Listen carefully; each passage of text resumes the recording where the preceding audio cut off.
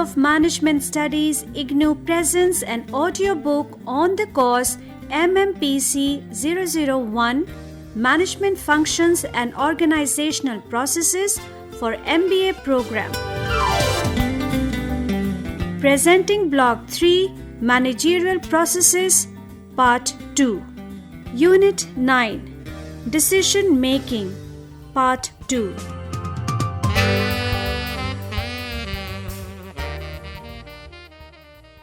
Techniques used in different steps of decision making. In the models of decision making, you must have observed that any systematic approach to decision making starts with a proper definition of the problem. You will often experience that a problem well defined is a problem half solved, because the proper definition helped you to search at relevant place for promising alternatives. You would also agree that a fair approach to decision making demands that parameters for judging alternatives, which are sometimes referred to as criteria or level of aspiration or decision rules, etc., should be explicitly developed before the alternatives are generated and not after. This imperative minimizes the chances of unnecessary compromise, which is the hallmark of a low-quality decision. However, once you have developed the criteria, keep them aside and forget about them at the time of generation of the alternatives. The dissociation of criteria from the alternative generation phase will improve your chance of coming up with a reasonably sufficient number of alternatives. You will understand the importance of generating a reasonable number of alternatives by the simple realization that the quality of a decision can be no better than the quality of the alternatives that you identify. Identification of alternatives. Generation of a reasonable number of good alternatives is usually no problem. Occasionally, however, developing a variety of good alternatives can be a complex matter requiring creativity, thought, and study. 3 means for generating alternatives are particularly well known. These are brainstorming, synectics, and nominal grouping. Brainstorming. Developed by Alex F. Osborne, brainstorming is the oldest and best known technique for stimulating creative thinking. It involves the use of a group whose members is presented with a problem and is asked to develop as many potential solutions as possible. Members of the group may all be employees of the same firm or outside experts in a particular field. Brainstorming is based on the premise that when people interact in a free and uninhibited atmosphere, they will generate creative ideas. That is, as one person generates an idea, it serves to stimulate the thinking of others.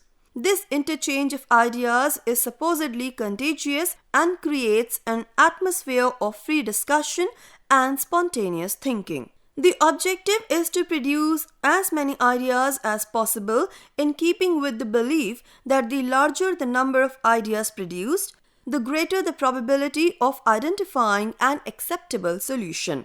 Brainstorming is governed by 4 important rules. Number 1.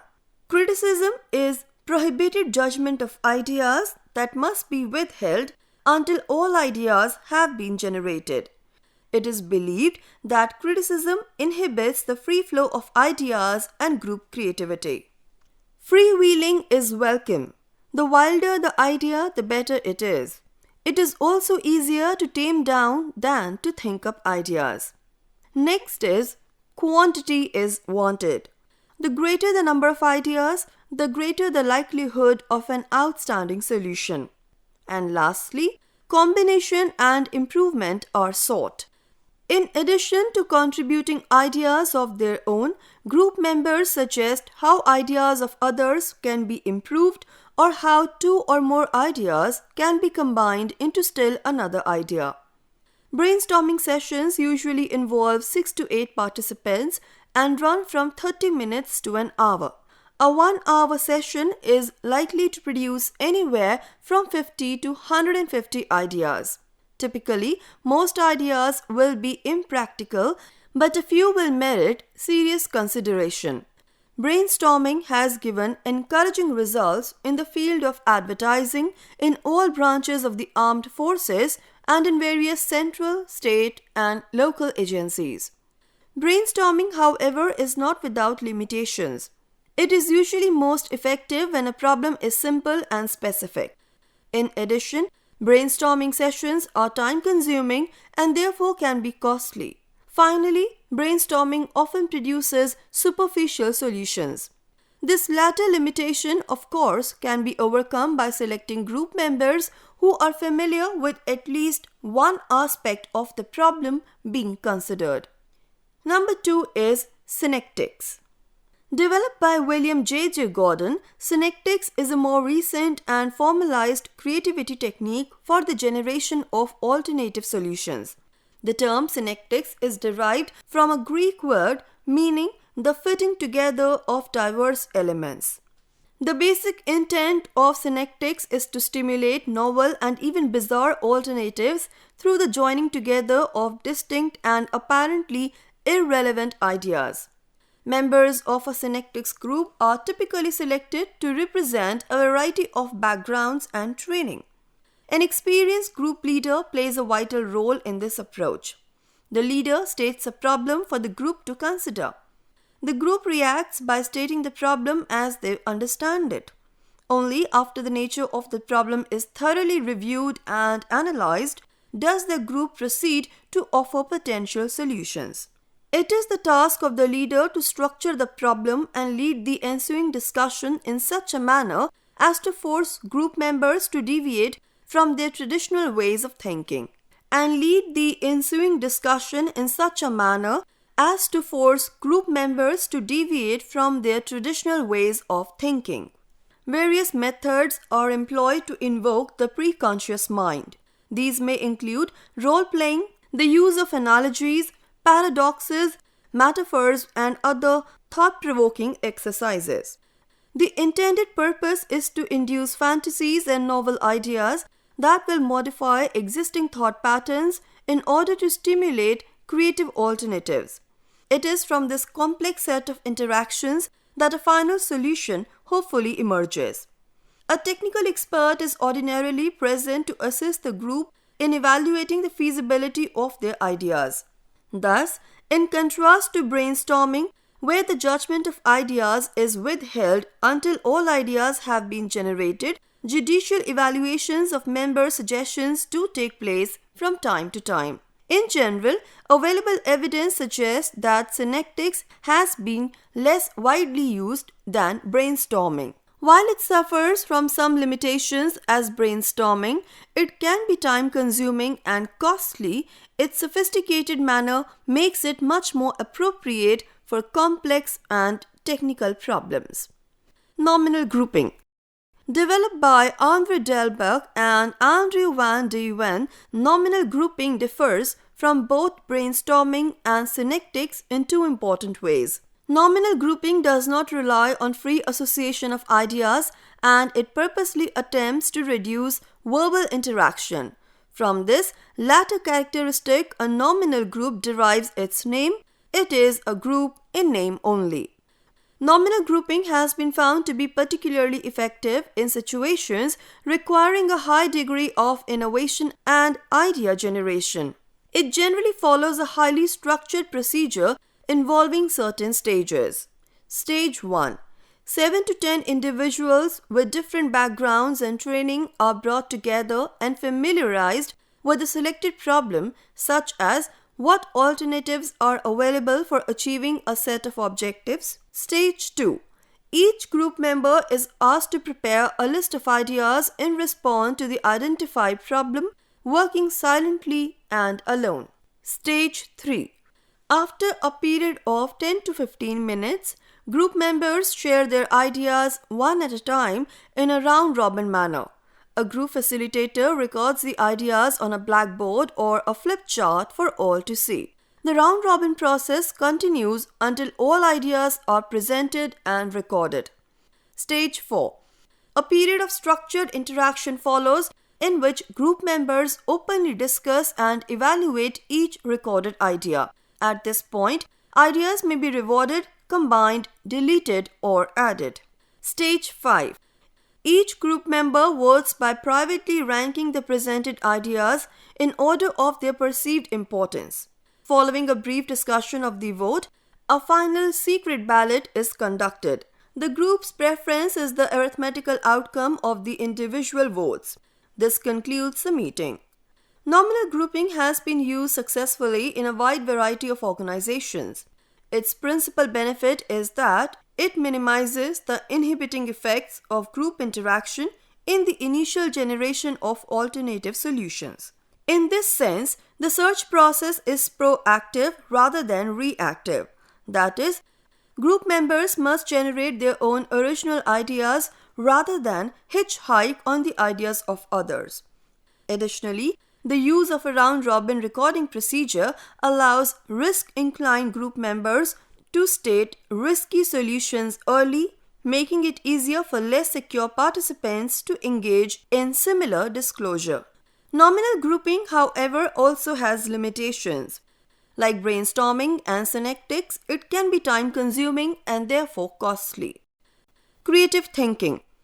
There are many ways of searching for information and alternatives in problem solving. Effective managers use all of their capacities, analytic and creative, conscious and subconscious, and seek both individual and group involvement in this stage of decision-making process.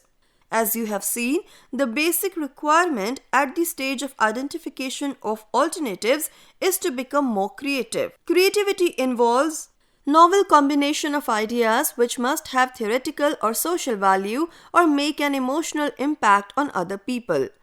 Like the decision-making process itself, the creative process also has 3 stages. The 3 stages are preparation, latent period, and presentation. The behavior at the preparation stage is saturation.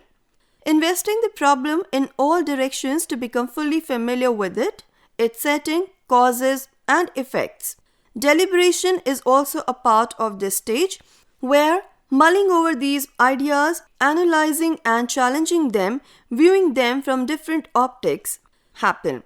In the latent period stage, the behavior contains incubation, which means relaxing, switching off, and turning the problem over to the unconscious mind. It includes illumination as well, which means emerging with possible answers, dramatic, perhaps offbeat, but fresh and new. In the presentation stage, verification happens, which means clarifying and flushing out the ideas, testing it against the criterion of appropriateness. It also includes accommodation, which means trying the solution out on other people and other problems. Evaluation of alternatives. Evaluation of various identified possible courses of action constitutes the second step of decision making. Having identified a reasonable number of alternatives as a manager, you should now be in a position to judge the different courses of action which have been isolated. Each alternative must be evaluated in terms of its strength and weaknesses, benefits and cost, advantages and disadvantages in achieving organizational goals. Since there are usually both positive and negative aspects of every alternative, most evaluations involve a balancing or trade-off of anticipated consequences. Needless to say, such assessments should be as objective as possible. Evaluation of the relative merits of various alternatives may be performed by a single manager or by a group. An evaluation may be completely intuitive or it may be scientific using analytical tools and procedures associated with what is known as operations research (OR). More than likely, it will employ a combination of both approaches. Whatever the basis of evaluation, the more systematic the assessment, the more likely it is that the resulting judgments will be accurate and complete. Selection of an alternative.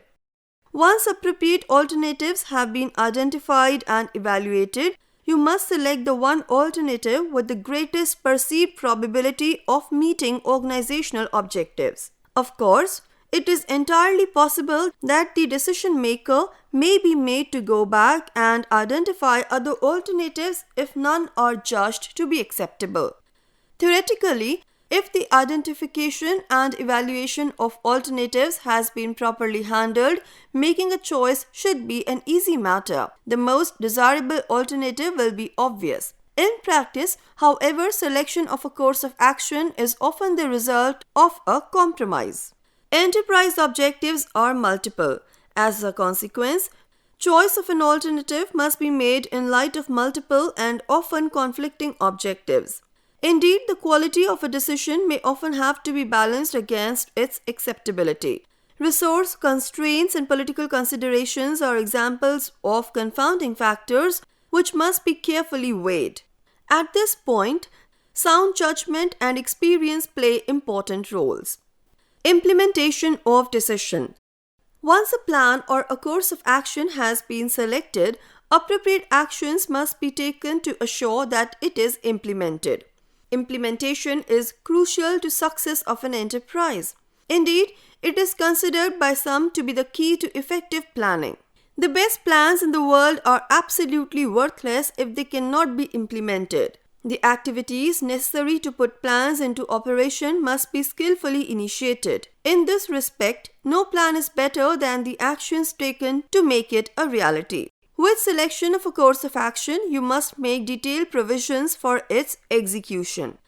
You must communicate the chosen course of action, gather support for it, and assign resources to see that it is carried out.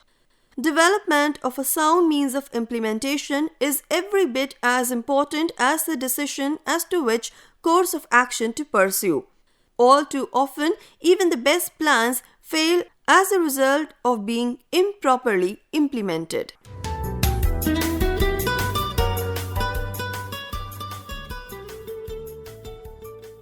Individual versus group decision making. You are perhaps aware that in recent times, most of the decisions in any large organization are usually taken by a group of people.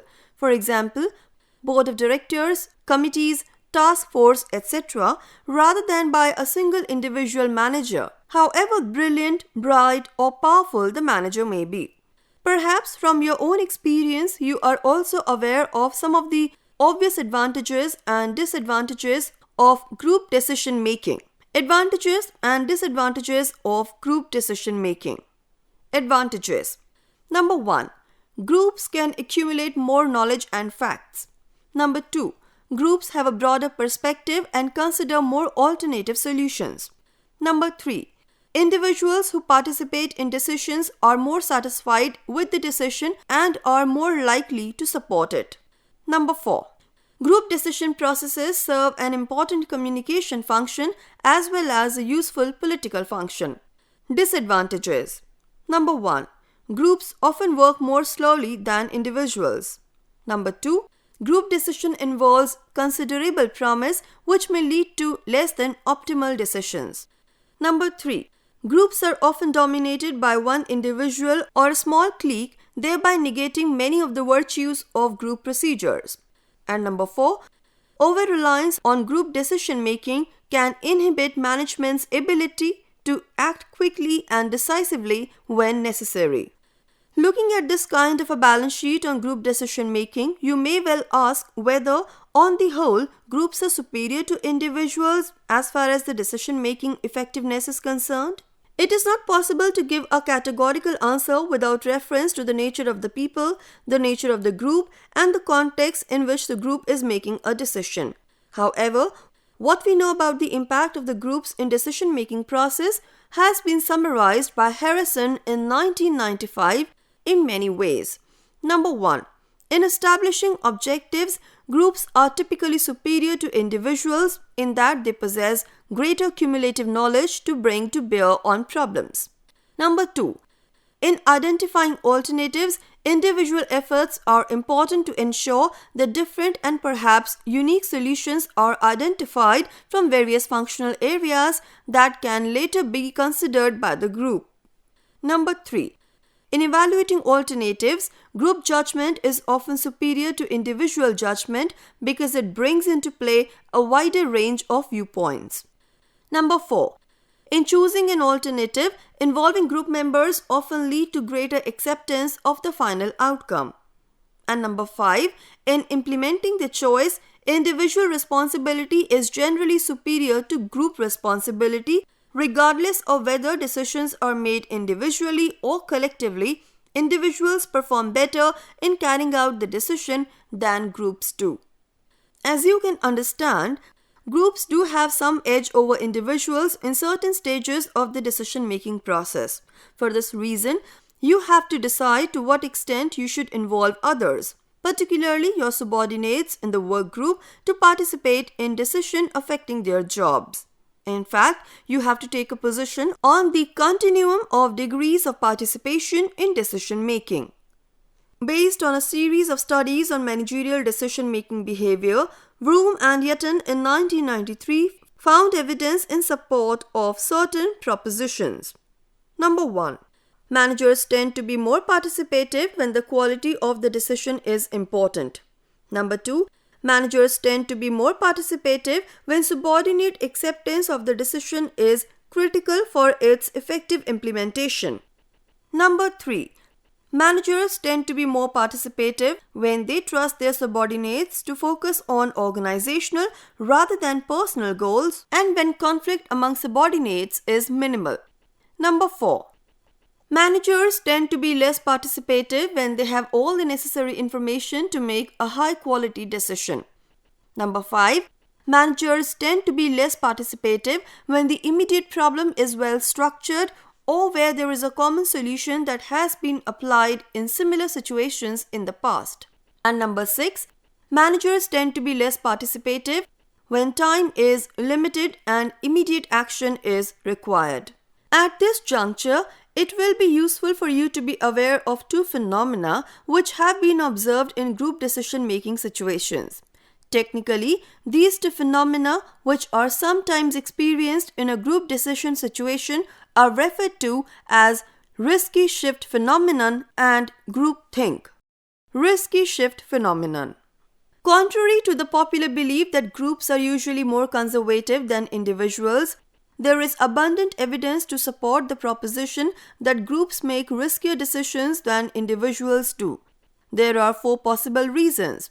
First, risk takers are persuasive in getting more cautious companions to shift their position. Second, as members of a group familiarize themselves with the issues and arguments, they seem to feel more confident about taking risk.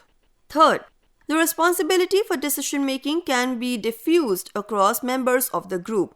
And fourth, there is a suggestion that in a culture, people do not like to appear cautious in a public context. Groupthink.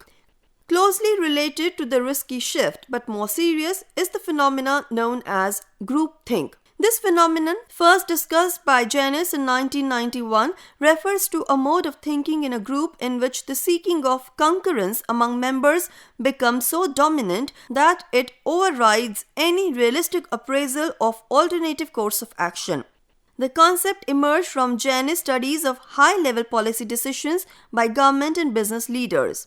By analyzing the decision process leading up to each action, Janis found numerous indications pointing to the development of group norms that improved morale at the expense of critical thinking. One of the most common norms was the tendency to remain loyal to the group by continuing to adhere to policies and decisions to which the group was already committed, even when the decisions proved to be an error. Outcomes of groupthink. Groupthink can have several deleterious consequences on the quality of decision making.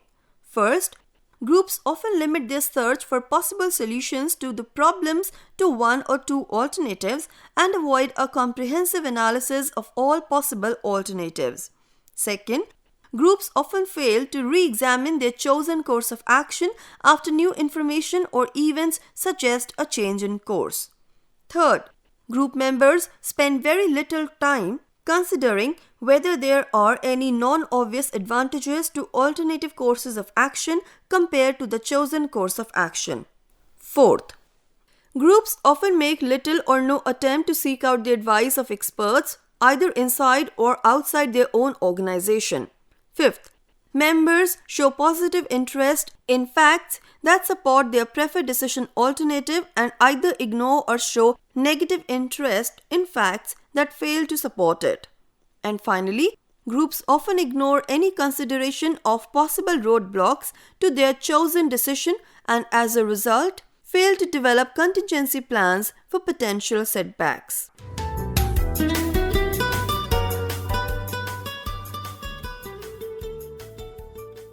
Overcoming barriers to effective decision making. You have just examined different outcomes of a faulty group decision process under the phenomenon called groupthink. In fact, these faults are not exclusive to group decisions only. You will appreciate that in the early stages of any decision process, there is the likelihood that a variety of perceptual biases may interfere with problem analysis or the identification of possible solutions. 1998 has identified several roadblocks that can impede managerial effectiveness in arriving at the most suitable decision. Number 1. The tendency to evaluate before one investigates. Early evaluation precludes inquiry into a fuller understanding of the situation. Number 2. The tendency to equate new and old experiences. This often causes managers to look for what is similar rather than what is unique in a new problem. Number 3. The tendency to use available solutions rather than consider new or innovative ones. Number 4. The tendency to deal with problems at face value rather than ask questions that might illuminate reasons behind the more obvious aspects of the problem. Number 5. The tendency to direct decisions towards a single goal.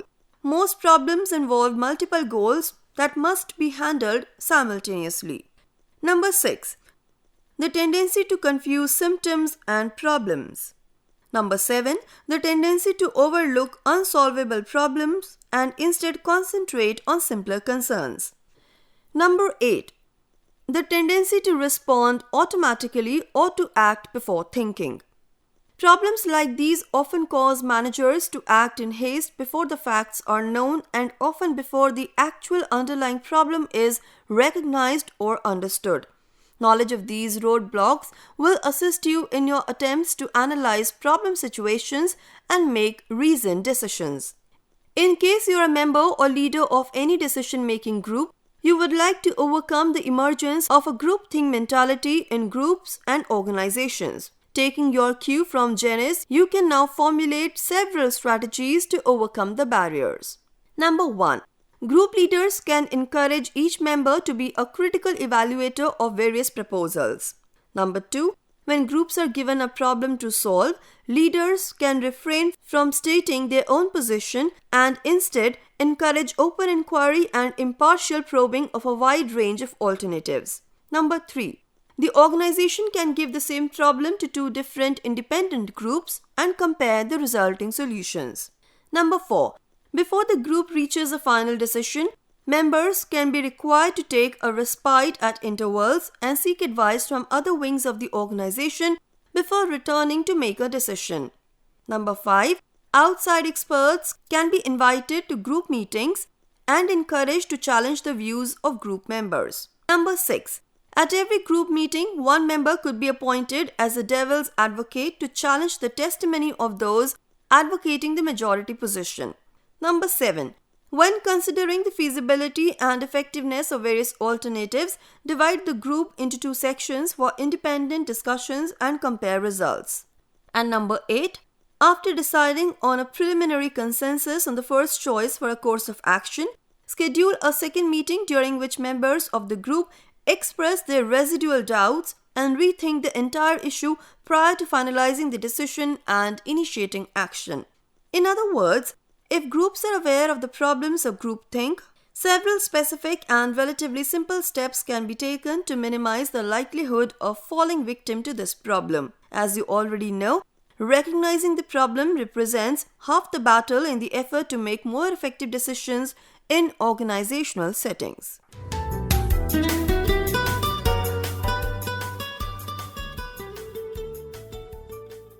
summary of the unit.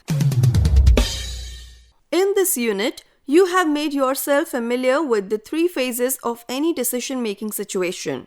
You have seen that these phases deal with identification, evaluation, and selection of alternatives to a problem. It is possible to follow a logical process of taking decisions as the economic man model suggests, particularly when your problem is routine, mechanistic, and programmed, or when you are taking decisions under conditions of certainty or risk. Many analytical techniques under management science are available to help you take decisions, but when your problems are of the non-programmed variety, it is not sufficient to be alert and analytical. You have to use your creative thinking in identifying viable alternatives, judgment, and discretion in evaluating and making a choice. We have also brought the issue of group decision to your attention, as you often make decisions as a member of a group. You have observed certain inherent advantages of group decision situations. At the same time, to some phenomena like risky shift or groupthink, which might emerge in the group process and affect the quality of your decisions. Since you have also reckoned the usual barriers to effective decision making and have noted some strategies to overcome them, we are sure that this unit will sharpen your skills of decision making as a manager.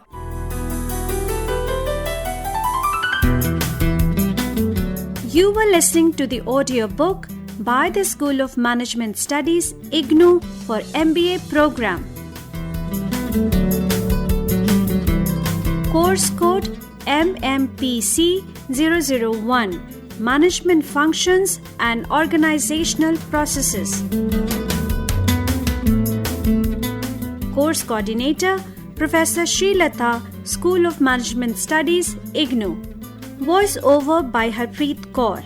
Edited by Tarannum Jahan. Program assisted by Jagbandhu Jana. Program produced by Manoj Kumar Singh. This program was brought to you by Electronic Media Production Center of Indira Gandhi National Open University.